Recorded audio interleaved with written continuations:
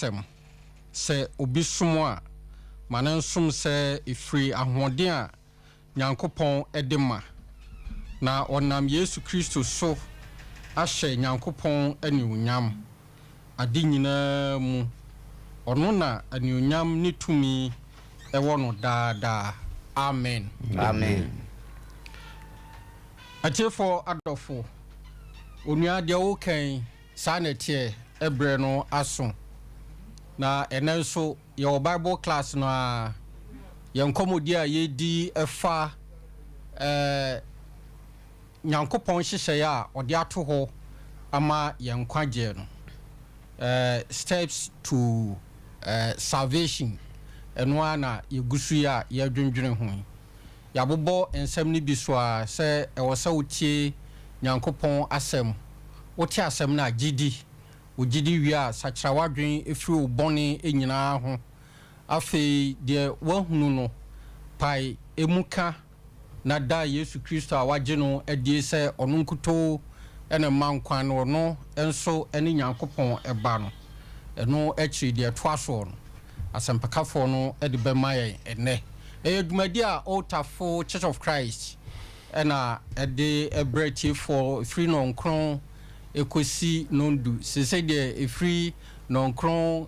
apa ho sima enum ekosi nondu apa ho sima enum saa na mgidi se yede bekọ no ara na se de da meye no ye ne sempakani Henry a Otafo Church of Christ ene sempakani Boatin ono so ewo afrancho akomadan Church of Christ saa kro ye bo ho yi de ebre nyina ya na akomadan Church of Christ na sempakani Patrick anase evangelist Pato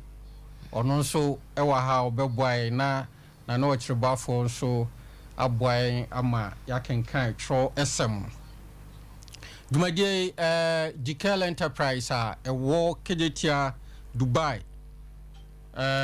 shop number S1835 ena F0471 sa Dikel foi eton curtains ene eniema yedi siesie fiema efie yefe enyina ebi eye Chairman Frank we Chairman ma Kumase Curtain Sellers and Blanket Sellers Association. Chairman Frank shop no offer the number no 0243 770 790 0243 770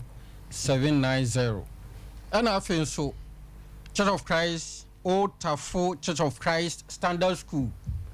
one so ewo Otafo abonu baby a Church of Christ asodan no ewo no a oduru Tafo ahimbro no mu a obusa akola keto akra obekro baby a Otafo Church of Christ Standard School no standard yo high hode odinyamsom ene tete mofra no ebra ode secular ayi mano no so no na yede nyamesom a eye papa nso ma abofra no entumumma yemfe yemai emra mission school papa etisei na onfa nyamesom entete won na abofra no benyini no na ode ani da ho bobra ehye Nyankopon enmunyam wo number ni 0244 591121 0244 591121 ana 0242 859848 0242 859848 fa obano ebra mission school a tisei na yemfa nyamesom a efata entete abofra no emaw sempakani Patrick ene emompaye emfree yedumadie no ase Mr. Ahobrasimo yemompaye ade nyina sotumfo Nyankopon enne anadwofen oma yeda wase we na Awurade na odoba kro Kristo Yesu din mu wasem ene hyeyen se yenko wiase ne amanse nyina mu nkaka wasem pa no enkyere abodie nyina na won a wogidie na obon wasuo no won na obegye won kwa asema wode ahye umma enti ene yede saa asempaka adwumadi abepie afidikisi so twedi amponyankopon yesrew ede enede dwumadi a yeba bedi ene se yebeka ho nsɛmpa akyerɛ asanteman Ghana man ne yenadofo achiefo nyinaa no hyɛ wonsa ka akoma biara sɛ de bɛyɛ na wɔn a etie no yɛbɛtie asɛm no na wayɛ asɛm no yɔfoɔ asɛmpakafo a wɔyi wɔn ma dwumadie na wɔnam wɔn so ɛbɛka wɔn nsɛmpa akyerɛ asanteman ne yenadofo achiefo nso yɛde wɔn hyɛ wonsa kɔsɔre adom wɔn honhom ne honam fam ahoɔden nyansa nimdeɛ ne hunumu bi a ɛsɛ fata sɛ wɔn nsa ka no didi dwuma ma ɛsɔ ani no fadom wɔn wo a wotumi bro tumi nyinaa so no yɛkwatiw yɛ biribiara ɛnyɛ yie ɛno nti yɛsrɛ na yɛde afidie nso ɛhyɛ wɔn nsa adwumawura ɛne adwuma yi mu mpanimfoɔ nyinaa hyɛ wɔn nsa kɔsɔre ama wɔn ɔpepa a obɛtumi agye wɔ fɛ soɔ na daa nyinaa yɛne wɔn adi dwuma yi ama yɛfɛ yɛnam saa dwumadie so ahyɛ wo din animuonyam aka wɔn maniyɛ akyerɛ ada wɔn nokorɛ no adi na wiase ehu sɛ ampa wotwe deɛ mponyankopɔn wote ase na wobɛgye adasa nyinaa nso nkwa titru ɛne wɔn a ɛbɛyɛsi tie ɛde ama wɔagye nyankopɔn no wasɛm dom yɛn ɛnɛ da yi asɛnkan mu ɔyɛ n'awurade na ɔdɔ bɛkoro kristo yesu din mu amen amen yo abusuafo sampakani Henry ne nua wati yaja mama akwaba yaja na otwetwa mu no yedidi nkomo a edi babedru se ɛwɔ sɛ sɛdeɛ Ethiopian Enoch no ɛkaeɛ no flip busa ne sɛ wogidi wɔsɛ amegidi sɛ Yesu Kristo ne Nyankopɔn ba enti motwen yadwen si so sɛ ɛfata sɛ obiara a ɔgidi no etimi dan na di sɛ Yesu Kristo ɛyɛ Nyankopɔn ba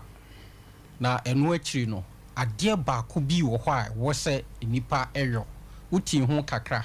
sɛ asubɔ so ɔka ne sɛ awia na onwie gye sɛ yɛbɔ na asu ɛno nso ho asɛm te sɛ Pani Henry yaja yɛda ase pii ɛne nso yɛde ase dama Awurade Nyankopɔn wɔn adom ne kɛseɛ ɛne n'anim onyamo a ɔwama no adɔso ɛde ama yɛ na yɛhyia mu yɛbɛhyia mu sɛ deɛ ne yɛbɛsua Bible ne yɛbɛhwɛ deɛ ɛwɔ Bible mu deɛ firi Nyankopɔn home mu deɛ ɛbɛboa yɛn nkwagyeɛ na sɛdeɛ ɔkaeɛ no anamotutu ahodoɔ ɛnumu a nnipa bi a wɔpɛ nkwagyeɛ bi a wɔsɛ n'ani kɔ soɔ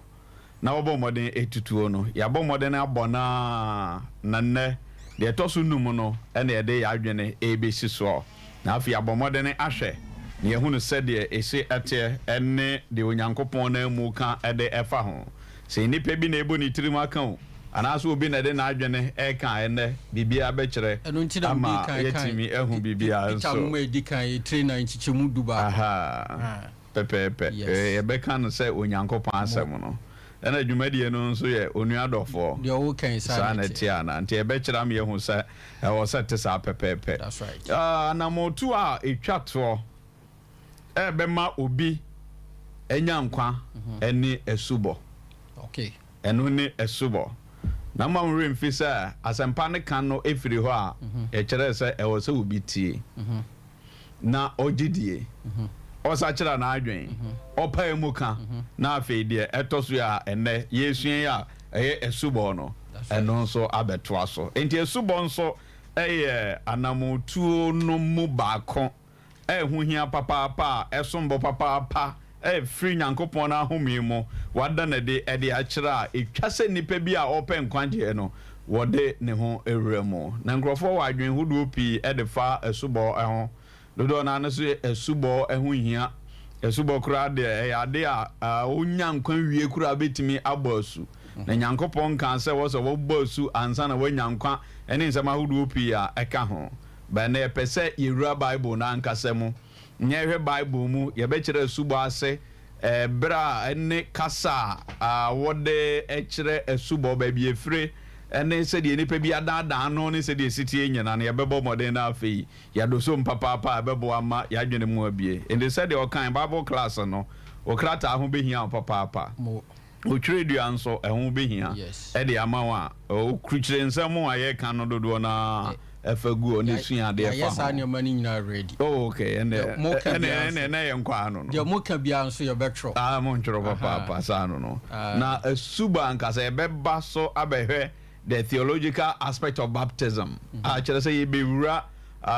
chokrunkrum mu na ya hwe de chokrunkrum kan kasa de fa asubo ho na we de nam say ye sua anamotu oni nti ye nko na anamo no so na afi ye mmra kasa na mu na ye nchire mu mani pantia so de nanke yenim say ye dunu nsum na say ye din so pitron so ana so ehwiegu so ana ye bompa ye ma wa ye wi and then we be the crowd the flag if foul so e bi chi udware nsu anu ne de keka ho a ye be rema me yesu ya de esu ba ngasa e bible mo de no mpa chao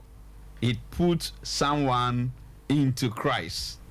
It puts someone into Christ. Esubode nipa ehye Kristo emo ede nipa edua Kristo mo ema nipa eko Kristo Yesu emo ende esubo ankasa ne botaye ne se baby ane ye wo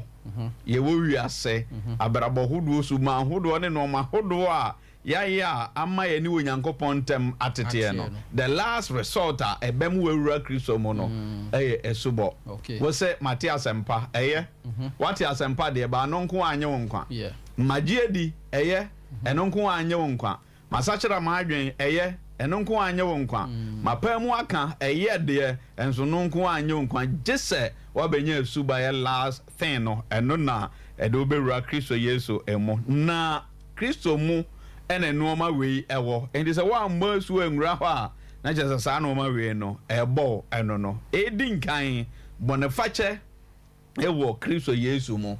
baby obo Yesu ede en akono bonefache wo ho na yentie the Bible na nkasa eka efre Roman 4 enwoma no 18sia ne chichemu miensa eko enum aso no Romans chapter 6 verses 3 through 5 na yentie the Bible no ka erefa subo ho se de ochiremu esomfa so ene de yemfa enfremo ana se munim se yemudodo a obo Yesu ko Kristo mu no munnim ana se munim se yemudodo a obo Yesu ko Kristo mu no obo Yesu ko ni wu mu enti wonam wu mu asubo so asie ye ne no se de wonam agya no ni onyam so enyane Kristo free awufu mu no saa na yen so yenante enkwa foforo mu na se ye ne no aye ba ko wo wu mu no o de nyambotre ma me ewo ho Yesua verse 3 na enu na wo busa asem se anase munnim se yemododo a wo bo Yesu ko Kristo mu no obo Yesu ko ni wo mu nje subo so bi enya subo a obono asu ede ne ko Kristo manaso obenya kwanya eko Kristo Yesu emo enti 2 Corinthians chapter 5 verse 17 say obi wo Kristo mu a na wa ya abode afoforo eno madada ne nyina atwamo hwe eno ma nyina aye foforo hwan na wo Kristo mu do wo Kristo mu no aye de wabono asuo na wasa bo wasunso a na kyese wabo wasu akọ Kristo wuo mu se de Kristo wuye no sa pepepe na wonso wawu ama bone okay anya physical death na mom we there to sin ndi woni bone entem atete na ne bone ntem tie no enamasu a wabono so bone ni woni twaka ebiem se de woni Kristo Yesu ena abebo emponempo free say esubo no amma entrance into Christ na mebusa se te se menam street so ana mo asem ya mo kan magiadi na mo ma me bompa ye se ene dai mafa Yesu Kristo se me kra na magenkwa me de me hu nyina ama no me do no Awurade Yesu fa me odia ene ade no se me ka sa ayiwe no nyina wie me ka di wachi na bompa ye ma me wia se ma masu a me nkwaje ne enwe pe okay me da sepe the Bible ekire aye nyina Yesu ya na ye kenkan ekire obi a owo nkwaje do wo nkwaje no de owo Kristo mu de owo Kristo mu nso ye de wanya subo enye de wa fastness prayer adabonye fo mpaye na me na ma say na fansa to radio so fansa to akoma so kansen we di mechi obi a wo ye no kwafo obi a obeja nyankopon asem ama nyankopon asem no angasa atenase na nyankopon asem na kyerɛkyerɛ no ase no ebeka e de akyerɛ sɛ saa asem we bimpie bible mu da ebimpie nyamesom ayɛ twerɛ kronkron kwan so de no emu bi da sɛ kansem we di machi wo kan wie ya wo nyankwa never ebinsi da ente de esie ene ye kenkan no. All right. Ye de kyerɛ ye ho no enso Galatians 4 no etimiensa ye kyɛm aduonu enso ɛhɔ nso boa ye papa ma ye hunu sɛ ampaso obo wasu ɛkɔ Kristo Yesu ma ɛno ma bi ɛyɛ de abɛyɛ soronko enso ɛwɔ mu chapter 3 verse 27 Galatians. Efiri sɛ mumudodo a obomosu kɔ Kristo mu no. Mumudodo a wɔyɛ mo dan. Obomosu kɔ Kristo mu. Obomosu ɛkɔ Kristo Yesu mu no. Indi subo ɛde nipa kɔ henfa. Kristo Yesu nto obi a mo asu a na wɔ sɛ Matias empa ma ewe enum nyina obi abɔ mpa ya ama me obi se fansa to akoma so ma me nkɔkye unwaro nye sei nu a enya subo na me pa chawo ebem obi akɔ Kristo mu ana. Dabi. Enye yie. Indi kwan e faso kɔ Kristo mu no ɛyɛ esubo sɛdeɛ yenua no aka ni tiawa enso ɛde akyerɛ no. Na emfaso a ɛwɔ so kyɛ sɛ no ninti ɛwɔ sɛ memma ho kwan mu obɔ masura Kristo Yesu mu no yebehunu no wɔ Roman 4 ngoma no eti enwɔtwe nyikyɛ mu baako Roman chapter 8 verse 1 ɛdeɛ na wɔ Kristo mu ɛnti chinchina ma ɔmfa nwura nsuom ma ɔmmɔ wosu na wanya akwanya ewura Kristo mu ɛdeɛ na wɔ hɔ 8 verse 1 wona wu sorry okay waka na said the ya na berebia na ubusa said the ka sa na tie ye mpese de ankasa ya no beka na mum ye busa asem na ne ewura tworo kronkron mu ma tworo kronkron na ankasa aka ɛdeɛ na wɔ Kristo mu 8 verse 1 Romans ɛne afi afobo biara ni hɔ ma wona wɔ Kristo Yesu mu obi a wɔ Kristo Yesu mu no Bible say afobu obi ani ho emfa ma enipa kro wonya asem na wodo akwa asem de bia na afei odi asem no na asem die no odi ahwehwe mu a na waka cho se asem na nkrofo de ato so no de ho kan de fa ho ni we nyina ka de ebetoa no be denden ehwe mu na da bi fobu obi ani ho mfa makọ fa ho de Kristom de ho no de waye bia anamo bia watu bia esu bia wada na de bia so obo modern ti asempa no ti ase ejede sesa wadwene epa mu kam obo wasu a ade a wode ni nyina cha nti wuni afobu bia ya na nkrofo ka se nyankopon fa bone nche na nyankopon de bone ifiri minim bible kure wo musa ena minim kasa nso e kire sa fa yen bone ifiri yen sɛ ɛno yɛ Matthew 5 no ne yɛ version bi a wɔbɛka he no na yɛ version ne nyina afiri hɔ ne yɛde kɔ akɔsi buroni kasa na yɛsesa na ba versions no mu a ɛka ne sɛn saa nyɛ forgive okay nti forgive yi na afei bɛyɛ fɛfiri ɛnyɛ credit ɛnyɛ credit nti ɛno na da bɛyɛ fɛfiri na ne de abɛyɛ fakyɛ nti ɛfakyɛ enye fefiri say enkrofo with a certain notion say nyankopon ebehwa na afei ekwa animu afei wode atwe aso nyankopon te sa efiri say Kristo Yesu mu no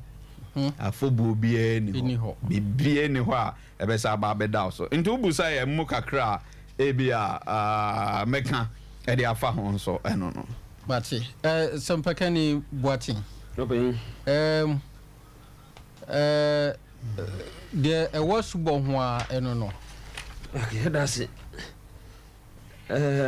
etwa se ati ase se de menua no kan no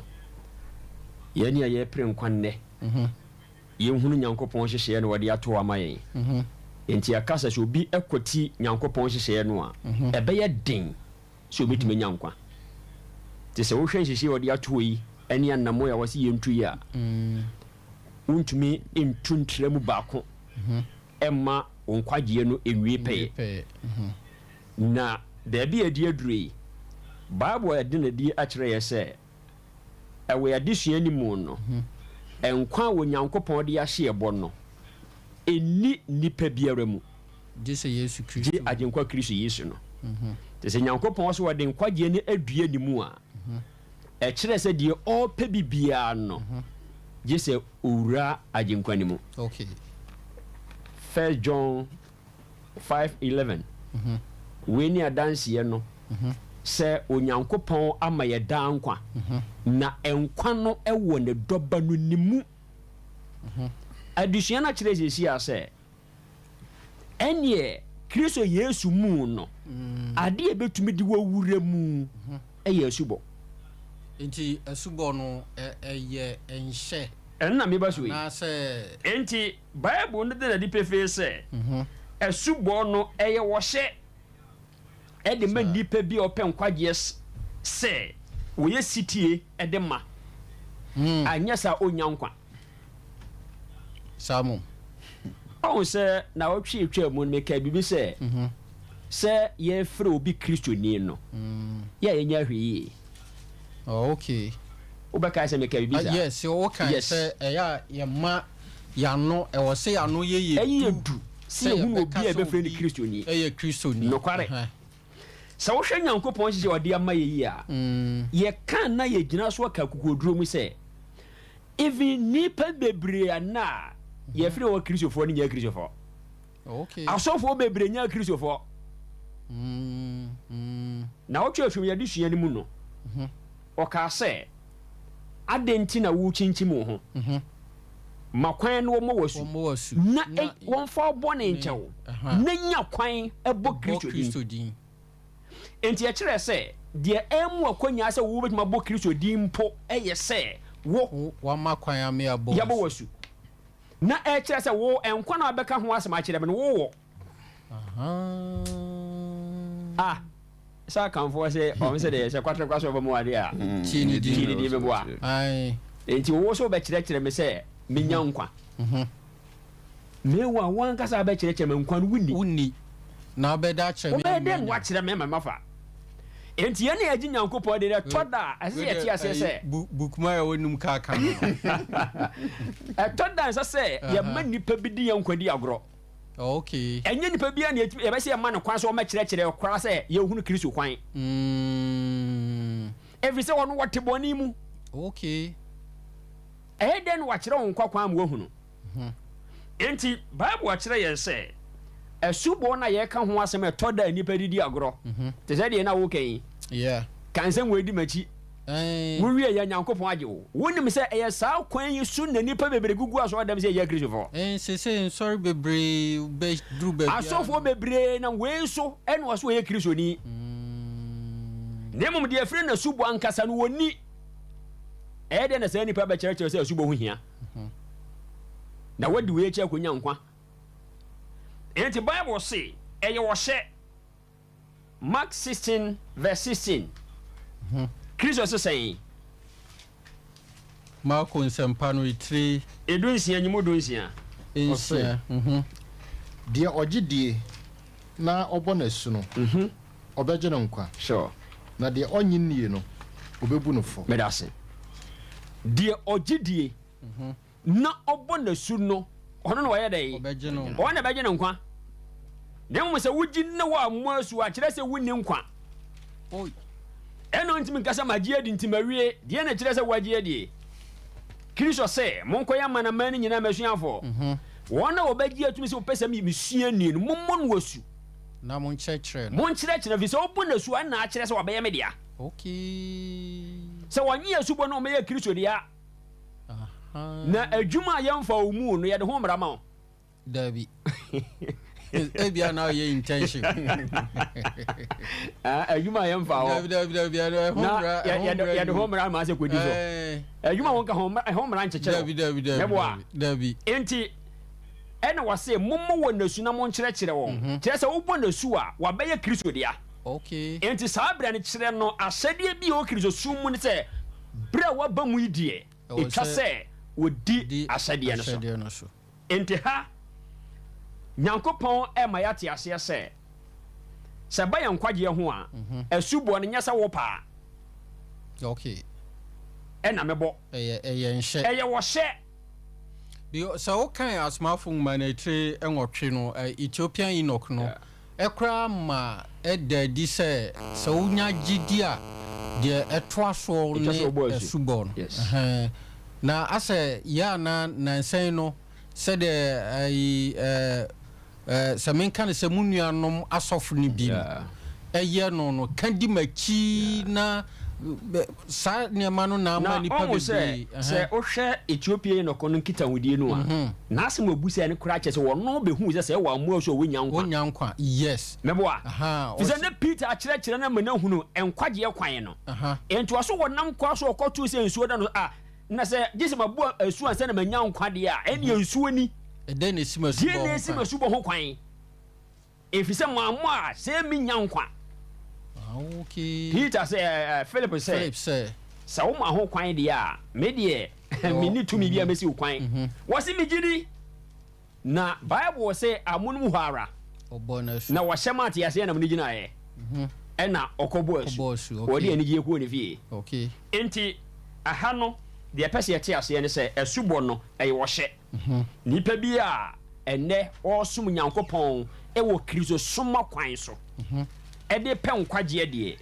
orentumi enkwati asubo na onyankwa na megiri se ebasa ebeboa Bible akire yen se gidie no edi asibo no anim de ogidie na wobo asu se obi anyi ani a se nipa ne ntimi mo asu ene na nipa mu no dodo a say street evangelism ya nkrofo eye any radio show said ye can ye ashasana meka no say kandi machi ni ade no sa no a nipa bebre agye di say o kan sa wie ye na wa beye kristoni wa ya abode foforo say nya no kresa on ko si ejinti papa so sa wanye agent papa angudi nechi sao anti wa kire no kwambone okay oye denara wo akopem if you say e kwampa no wan kire wo Nyankopon se ne kwan ni e hihie ni enti se yam papa se nya no eso na wo fa ya se de tie biara untimi nuru ho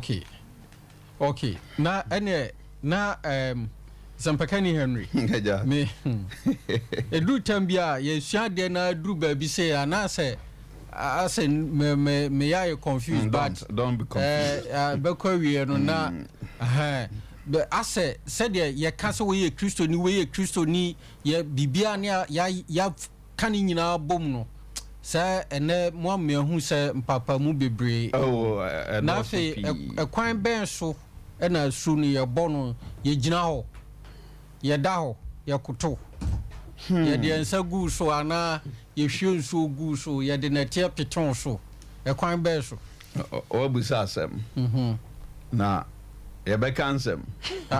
na me peti amatie atensem nya me tiase hu de wo tro krunkrum atie for adofo onua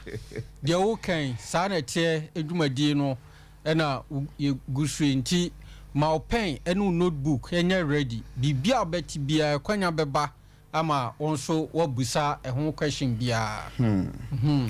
medasepi say suya de ye wo se de usi busa yi a ekwan ye fa so eye no se ye beti ase age se ye hwe kasa na kasa friend baptism no ana se subo ne ye bo modern ehwem mo be kam kasa hunhun ni kasa no ase e obi kasa okay nti wa hwe ya de chiranko obi e de bibia so kon mate enti ye kan subo an kasa ye twi no ne brofo ye baptism ana sa baptism no efri Greek kasa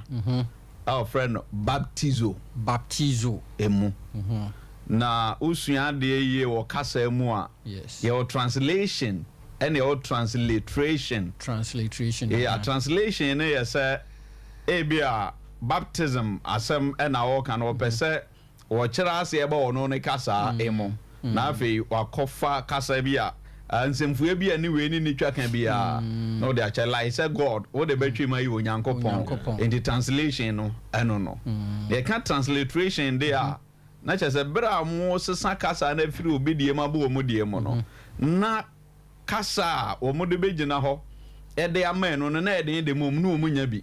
to mu fa asem na kasa no wo nipa enkrofo ne de na mu no mu sesan bi a wes kakra bi ewo mu sa na baptism no etie enti baptizo no ne baptism no nyina nsa ne nyina sound the same na ne nkyira ase eni to dip okay no aye ba kono no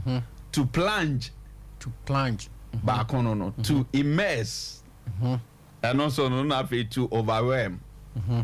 ni nyina either dipping, plunging, immersion, overwhelming ni nyina no ekura adwen sa would be a share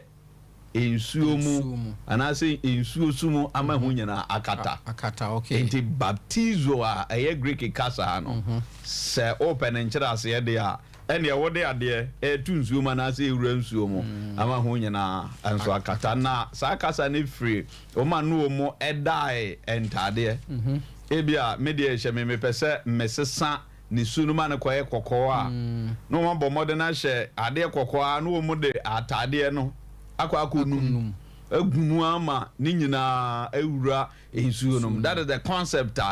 sa baptizo no ebaye nti yenya baptizo bia material na part bi better hoda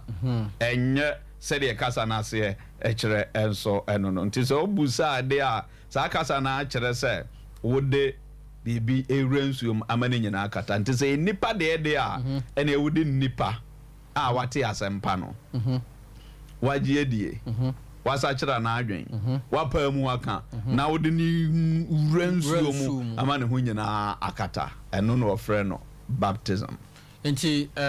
te say yedi nsu no apete no so enya baptizo ase eno no yedi na tie apete no so enka hu bi okay second match ni then there just no crowd there send the in feature o say no you here from bible sinner's prayer okay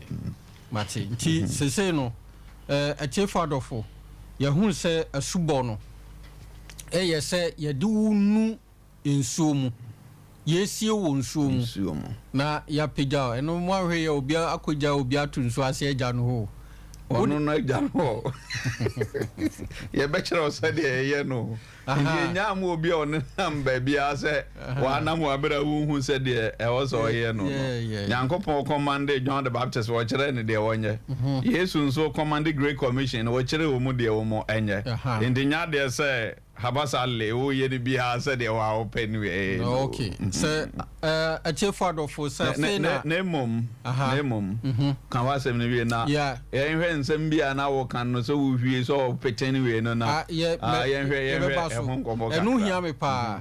me pa chefado for se afe na wo tie dwumade ya eye onu adofo de wo kan sa na tie dwumade na wo tie dwumade a otafo Church of Christ for na de bro na abofo a efa ho ka no Church of Christ Standard School me say moma yemfa ye ma no enko mission school te say Church of Christ Standard School enti me kan foma mo so wo kuma se ne mpata mu nko a wo ka wo de sesa wo mofra no enyina wo number no 0242 859848 0242 859848 ofre sa number na ono obedi nkomo na kwanya yo ho bia no ode amount enti sempakani Henry na wanu guso a woka enti dem boboso no me giri say o chochocho enti me chochocho ni nyina gu pa ma boa me wasa kwan no so okay na sampakani boaten so emfa bi nso yeah the woman is ade bia no so woka wo say o wura bible no mu ye o bible mu ewura ye nso achi no wo say wo sa akọ abakosam nso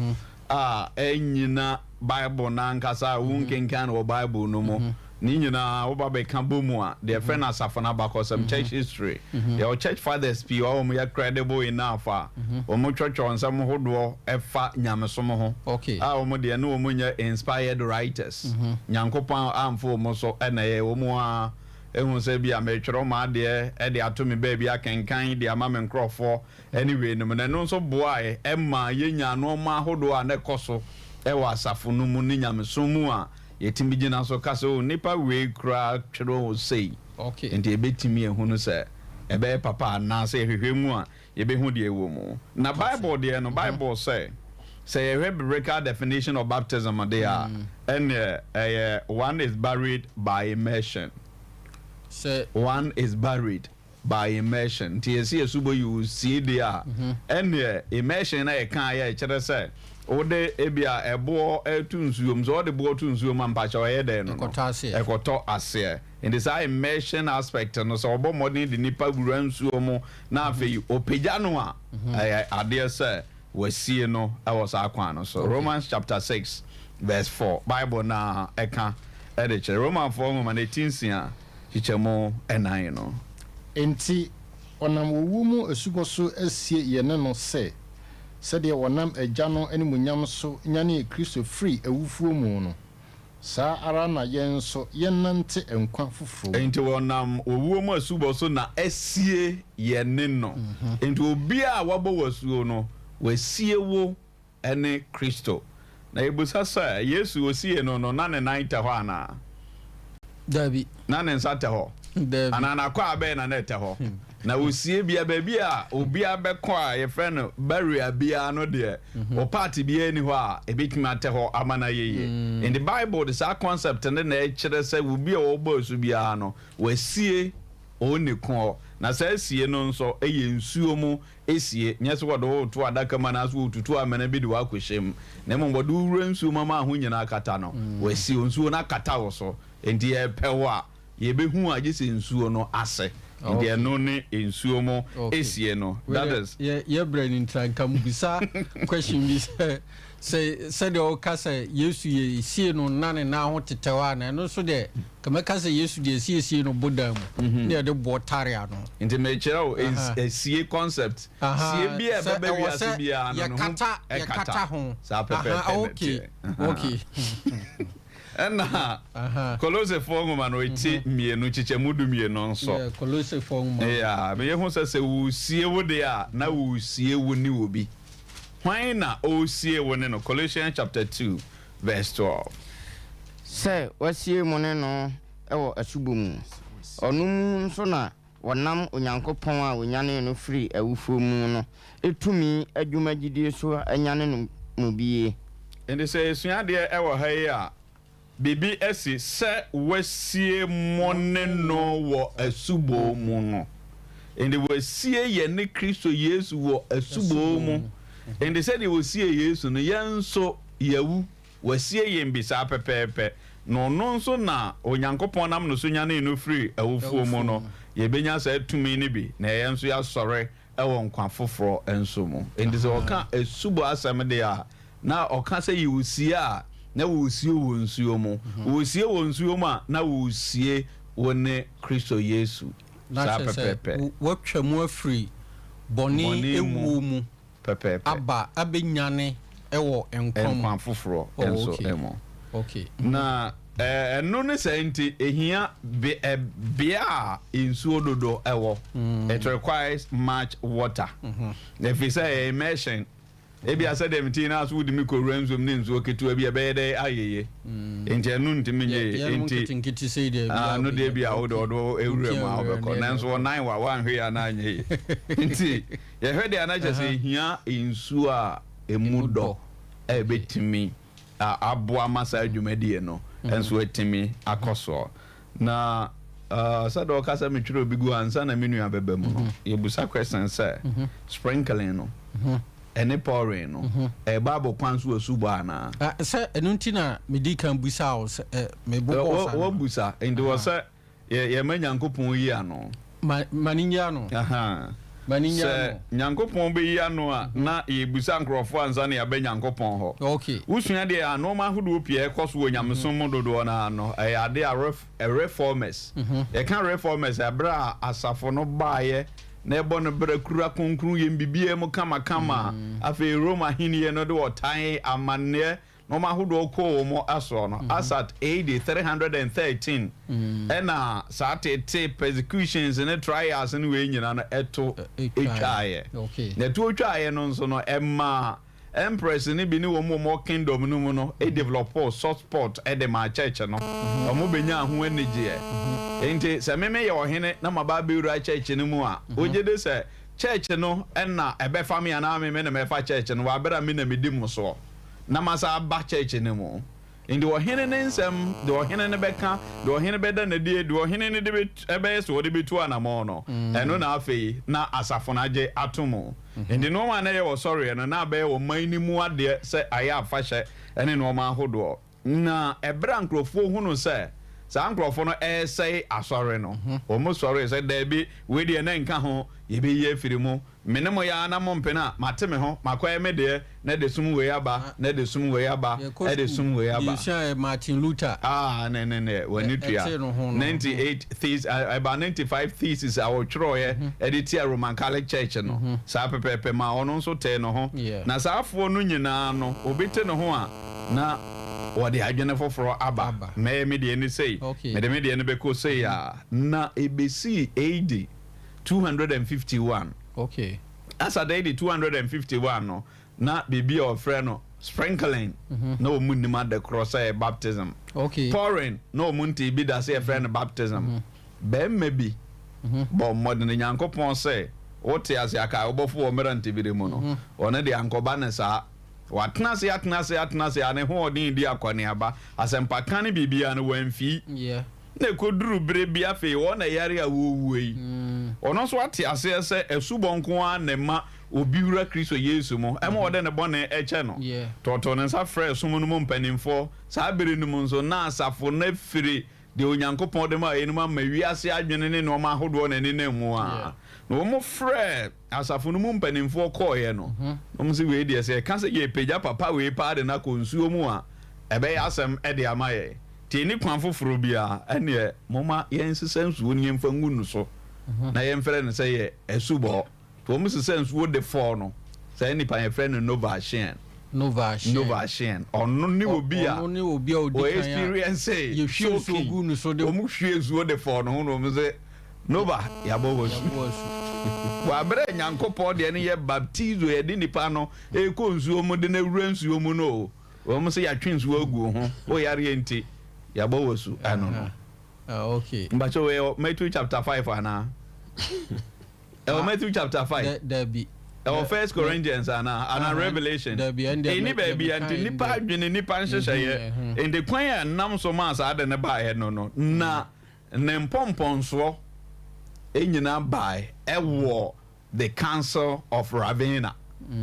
The Council of Ravenna ka council there sumum panimfo omom ka bi ewom fathers ni popes no me hwan no ne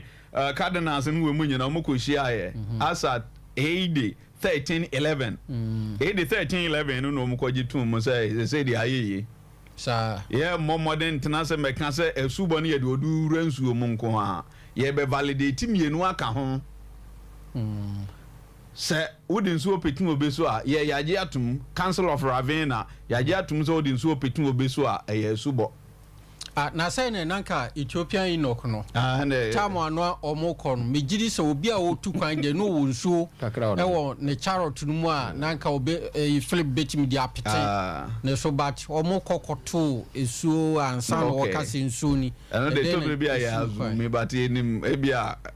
drivers bi o ya no mu nsam no nkuntie bia ye de kosa akrabat de Bible ne kan no se eno na wo se bomodin gina so kese pa anafei abakosam so de kan nye say ye kan sam de atu obi so obomodin na ekura na ye fun na bia wo de bo the Council of Ravenna AD 1311 na hwe de esi o concerning the Council of Ravenna AD 1311 okay ube hu de course so nto mo se ya jatum ye hwie nsu agu so ye de nsu opeton so anase ye du ransom sa akwan miensan we e na yen yaje atum se ye frɛ na subonti e de mienu abeka dada no so ho na ebu sasa Council of Ravenna no Paul no oka ho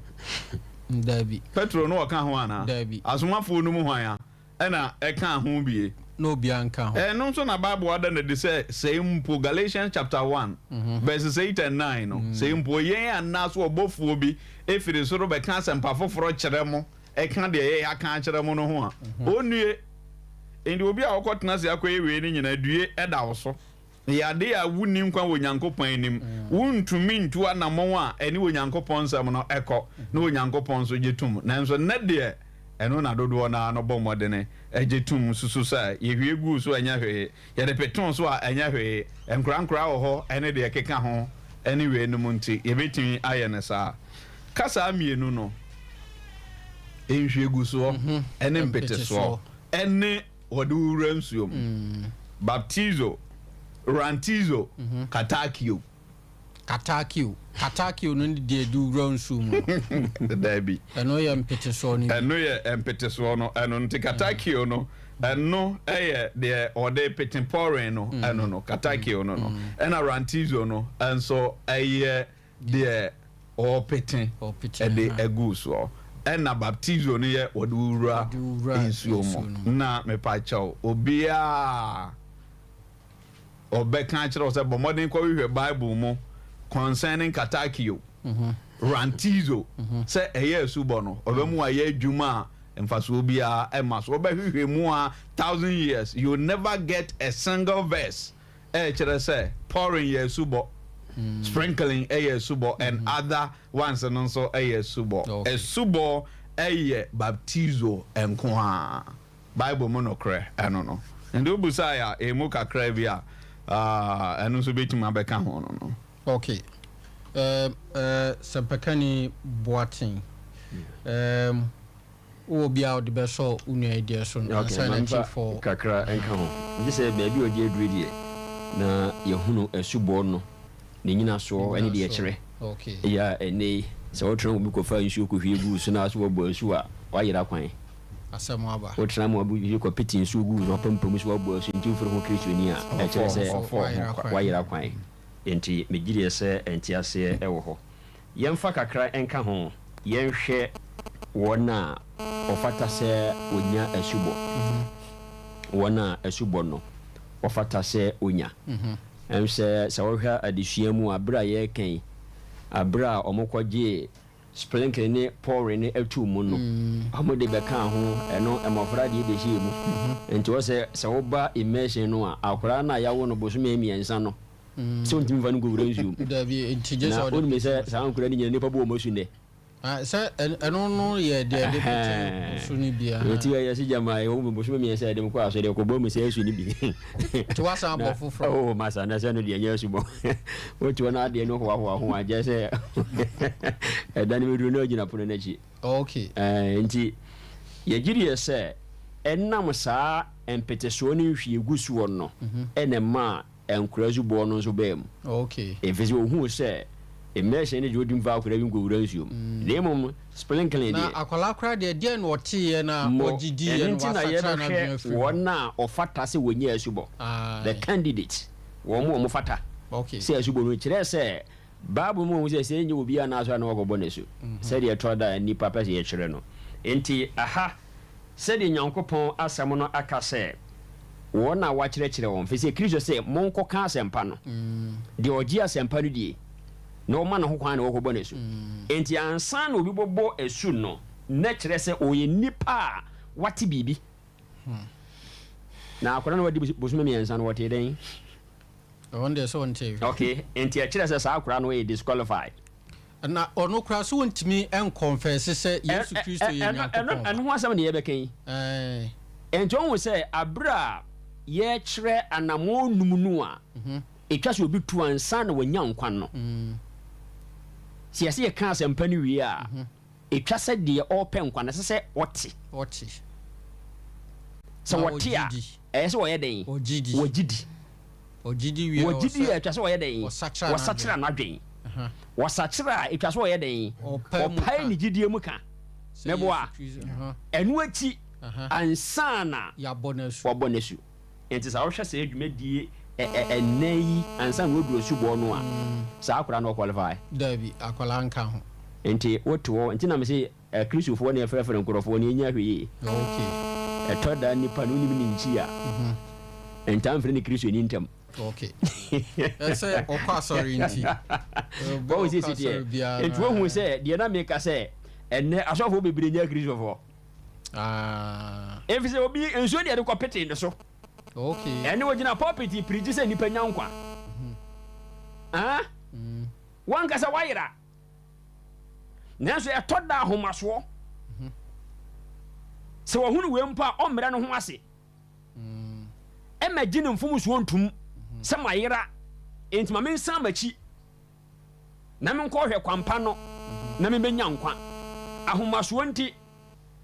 obɛgyina hɔ sɛ wɔnoa ne wɔnoa okay na adi n'anim adi ne kɔɔ sɛyɛ mu bate tie forward dɔfo deɛ hunu sɛ wotie asɛmpa no wogyidi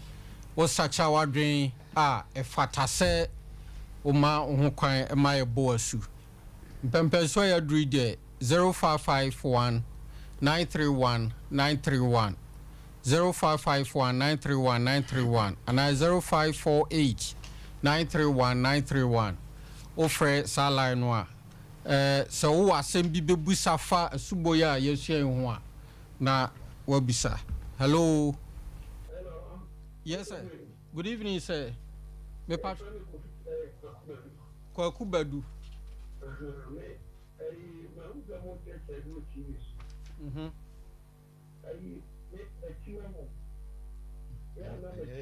Debbie.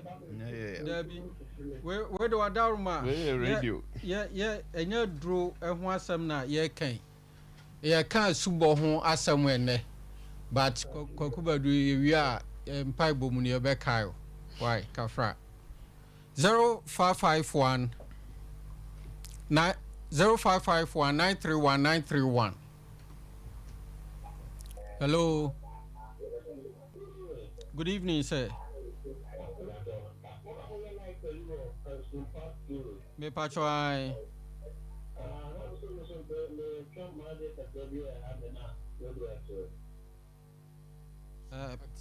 Where radio? Where SOMPA radio? Nti wadarma TV phone wo ho we the radio na yesua nyankopon asem yesua de fa asubɔ ho ɛno na sɛ bibi kyerɛ wadwen a yɛbɛtumi aboa wo medase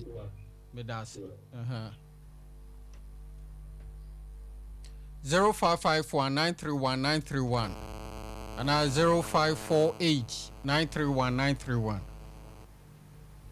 Hello. Yes sir. Good evening, Pacho Dini baby o casa free. What is set? Okay. Set caso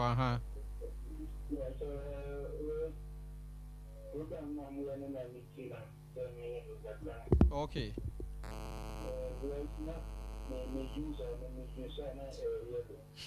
Wadaruma and ya nye a health issue. Nti fache me. TV no so. Yes, you Hello. Hello. Hello. Yes. Pastor Intino. That in Planet so anya subo. Dabi enchemu a asempakafo eduma ye de se ye de nsuo no epetew so anya subo na odin de say ayo wo kasa free he me kasa free Friday okay mate ye da so why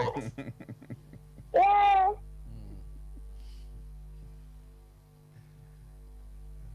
0551 931 931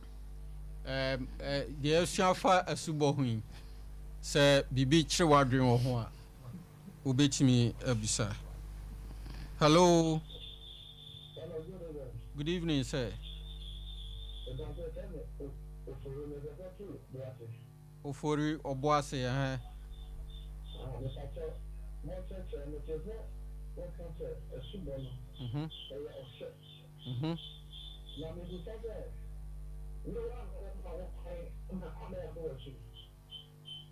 What's it? Ubusasa say? Mhm. Aha.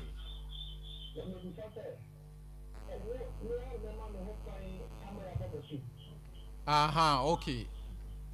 Where there are some phone be you and where you not to so. Obusa say say just or no mum na man ho kwan ya kan say wo number bi ani abachi osi ekobo wasu na so ti asafun ma na ya se osi chinchin ebo wasu demom aye say nipa na man ho kwan demom de pese akire nyina na se o pese wunya nkwa se o kristo ni dia yes aye wo hye se wo bo asu ansa na nkwaje na wie pe demom nya se ye hye wo se wo pe wo mpo ebo wasu okay hello hello okay one hello sir good evening sir boko pacho odine de free nana frimpon asante achim praso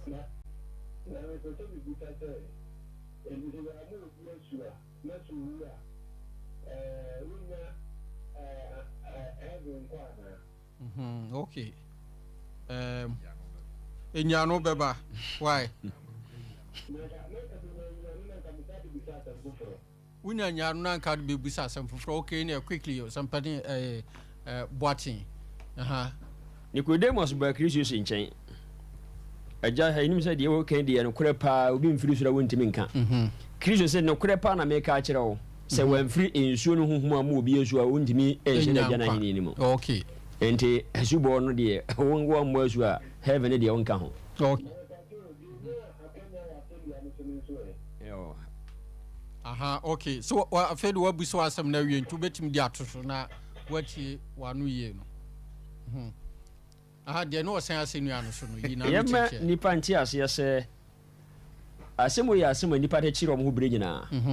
be ma no osan asenu anu so no ye nti ase se sa bre no kura na sa hye na Kristo de ma asuafo no na sa hye de no enhya ase kura okay enti na asubo no enkoye ohye bre no so obi mbo so wonya nkwa Kristo Yesu ni wo na chi ansa na sa hye de ebe hya ase ye nti ase Kristo Yesu otumi wona nkwa ne ne dia enti se ne ye tiasi mpo de na hye de ama ye se Kristo Yesu ba ne na wase wo mefo akọ heaven a obi etimi si okwan okay na wono ye musan se Kristo Yesu na kasa se no bi a kire na na dabi eni na hye de na wode ama wo se boasu ansa na wanya nkwa na ne mu ne fa okay me dasi hello ya nyame adom udini de ofrefri ye breninti okay match was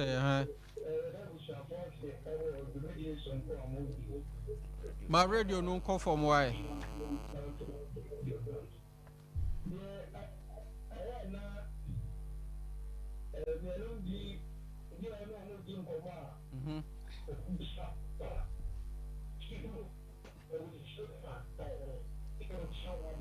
o radio na shasi aha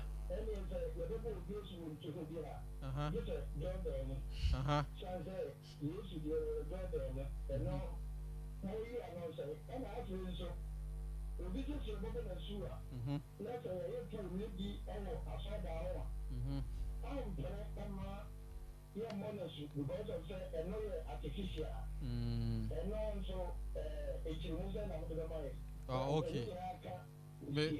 me dasi me jiri say o ne frefo a o twatfo aha na dedi kan ne de mia meyiwa no Ethiopian Enoch na ne de no a ye ka ho asem asomafo nyuma etire enwotwe efiri nchichimu aduasam yi no ekọ no na nya Jordan mu na obo asu no nanso eno ne record a say wo ho a ye de ye reference pa ewo esubo ho na de aka ne de asempakafo no ebeyi ano wo mu na aka subo ho asem me de ye ne aka na ye mete class ye bi okay aha John chapter 3 verse 23 Yohana SOMPA no iti miensa ne chichemadi onu miensa no se na Yohane nso ebo su ewo eno na eben Salem efiri se esu pi ewo ho na oba ho ma obo no esu enti sabia no na a place of many waters ndi so suya de ye de a ye kan water enso de a epacho epo e kan water ho epo second water okay and na insu a etne na we feature stream ne lake no we num nya second water ho na mpacho who is the source of water okay epo no e hwan na de baaye Nyankopon ena nsu a de da yim feature ne ebura yitutuo nyina e hwan na de baaye Nyankopon na de se wutu ebura na akotu nsu wo fom ho e hwan na de baaye Nyankopon de engrofo de nam droben mu tonton ma ye ne ye nyina who is the source of that water Nyankopon it is abomodene etese e create bibi na nsuo na Nyankopon boye ne ye de abegu saade enum na ye de perform Nyankopon adwuma na ono no eye ya nsuo nye ya na obi entimi nye nsuo Nyankopon de na eno ana ye de ye saade ne nti baby a obenya a ebemma asubo no etimi awie peye na no na Nyankopon hwehwe na eno no so se ye kire ho asem de a ene ye ho ne be a David ne nsuo ho aye de tutututu abura wo ho de man grofo anu musa ekonom inde sa bia ho ena sa nipa we ebo asuo no wo bon grofo asu no inde nye sa Jordan na mu ena na wo hye na afei nsuo a etene kakraka no mo enon nsuo pi ewo ho te sa asu no ebi ena no wo bo asu ewo mu inde anya wrong sa be ka pu nsuo ne wo mu me damo ase ne beda Nyankopon so ase wo kwanya na so ode amaye na ye de dwumadi eba awieye ekrakrakra achefo adofo Gikel Enterprise na eboaye ma yetimi de dwumadi ebremo na oton curtain bar ne ade enema yedi siesie fie ema efie ye fe ma hoye akono no offices ne ade no ni nyina wo call Gikel Enterprise a ubenya bi ato wo number no eye 0243 770 790 0243 770 790 na fe monfa moma no so enko Church of Christ Standard School no Otafo Abonu baby a Church of Christ asodan no ewo no won so a number 0244 591121 monfa moma no enko sabia no na nyame ebeboa menkwala no adie papa yeda SOMPA dwumayefo ase onua Kingsley aboa papa wo afide ne chinchimie ne natena eho nyame inshao ena mini asempakafo Henry Oseusu modalma monfa numbers ema achiefo na ye sorry se bibi kire obi adwena Osempakani Henry o number no fama achiefo na uwia Sempakani Boatin so enye ne sara mbacho me number 0246 49 04 15 0246 49 04 15 no ya there Sempakani Henry number no afi Sempakani Boatin 0242 84 68 93 yeah tonsa fro say biara Church of Christ wono ubetimi ene won akwakosom na questions ya ye busa wa hai wo busa ewo ho say otoa so na unya entiase no eyi a ubetimi nso dasene ye hia wa ha ubetimi abusa sa questions no ebiu Sempakani Henry ene mompaye na yen sorry pamacho ye bompaye ashase ene awieye erua ejenshira yeye ena amade emawo wokan wakan ye ho akraye ama bibia akoso ede amaye na wama ye hunu hia se yemegu wonsam no ampa yaba abegu ebokasa fidie aso dansemu a epie free otworo kronkron mo fa ye nso no yede ho aseda ema o eja akoma ne adwene hodo a ensem no ɛkɔ mu nyinaa ɛde ɛba wotwedi mpo Nyankopɔn w'animu sɛ gya yɛmu adwuma ne nnipa nyante aseɛ ɛnhunu mu na watu anammɔn a ɛde nkwagyeɛ ɛbɛma wɔn ansɔ dɔbɔnofoɔ susu adwene biara ɛde akyinnyegyeɛ ɛne anyeɛ ne honhom bɛbɛ biara no ɛsɛ sɛ gya yɛfiri ɔma ansɔ asɔ ka yɛn nyinaa yɛ ho ne hyira yɛ ka fidie yi mu ɛfoɔ ansɔ ne hyira wɔ mu ɛtiefoɔ nyinaa nso hyira wɔ mu wɔn a wɔboa dwumadie nyinaa nso wɔn hyira ɛne yɛsrɛ ɛde ma wɔn nyinaa sɛ wo ho adom ɛne wɔkɛseyɔ ɛne obi antena ne titiriw yɛn nyinaa yɛmfa so ɛnya nkwa wɔberɛ a yɛfiri ne yɛgya yɛ anamɔ tutuo nyinaa hyɛ wɔn nsa sɛ kan yɛn ho ɛma deɛ waka ɛne deɛ wahyɛ ɛne ɛntena wakɔnia sɛ nyinaa mu wɔyɛ agyenkwapa ne yɛntam gyinafoɔ yɛwura Kristo Yesu din mu na yɛbɔ mpaeɛ amen amen